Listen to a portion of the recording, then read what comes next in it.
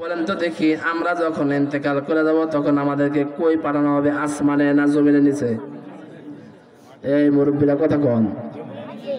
এবার যুবকরা কত দেখি, আমরা ইন্তেকাল করলে, ইন্তেকাল মানে তো স্থানান্তর হওয়া, তাহলে স্থানান্তর হইলে কোথায় স্থানান্তর করবে আমাদেরকে? জমিনের ভিতরে না? স্থানান্তর হব আমরা। যেমন কিছুক্ষণ আমি এখানে আছি, আমি এখান থেকে চলে যাবো শ্বশুরবাড়িতে বা শালগ্রাম, যার যার গন্তব্যস্থলে সেটা চলে যাবে। এটাকেই বলা হয় ইন্তেকাল করেছে। সুতরাং ইন্তেকাল শব্দটা ভালো করে মনে রাখবেন, এক জায়গা থেকে আর এক জায়গায় স্থানান্তরিত হওয়া। তাহলে এই যে জীবন 60-70 বছরের জিন্দেগি যাপন করার পর যখন আমার ইন্তেকাল হয়ে যাবে, আমি স্থানান্তরিত হব দুনিয়ার জমিন থেকে নিয়ে আলেমে বারজাক। আলেমে বারজাক, বারজাকুন শব্দের অর্থ হলো অন্তরায়।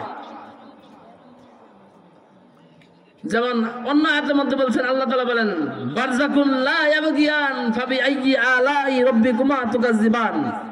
ভাই ভালো করে মনে রাখবেন, গল্প করতে আসি নাই আমরা, লাইলি মজনুর কিচ্ছা শোনাতে আসি নাই। আপনাদের সন্তান আমরা, আপনাদেরকে কিছু দিনই কথা শোনাই। এরপর হলো আলেমে বারজাক। আলেমে বারজাক হলো আপনার অনন্তকাল।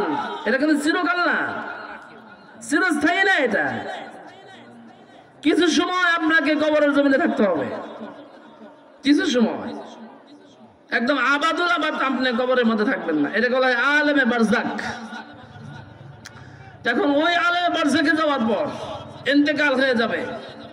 এই ইন্তেকালের সময় যদি কেউ সুন্দর কিছু নিয়ে ইন্তেকাল করতে পারে তাহলে তার কপাল ভালো। এই ইন্তেকাল হওয়ার পরে দেখবেন দুনিয়ার ভিতরে আমরা আগে পরীক্ষা দিতাম, পরীক্ষার প্রশ্ন করে কি ফাঁস হয় নাকি পরীক্ষার হলে গিয়ে ফাঁস হয়? আমরা যারা পরীক্ষা দিয়েছি তাদের পরীক্ষার প্রশ্নপত্রগুলো কি আগেই ফাঁস হয়েছে না হলে যাওয়ার পরে? এই যুবকরা পরীক্ষা দাও নাই নাকি? বাউন্দানি স্কুলে কি পরীক্ষা হলে যাওয়ার আগে হয় না পরে হয়?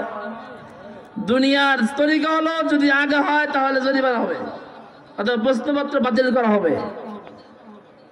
বাস, পরীক্ষার হলে যাওয়ার পর কি পরিমাণ লেখাপড়া করেছে এরপরে পাশ ফেলের একটা মাসলা আসবে। কিন্তু দুনিয়ার জমিনের মাসলাটা ভিন্ন, আখিরাতের সাথে আর সম্পর্কটা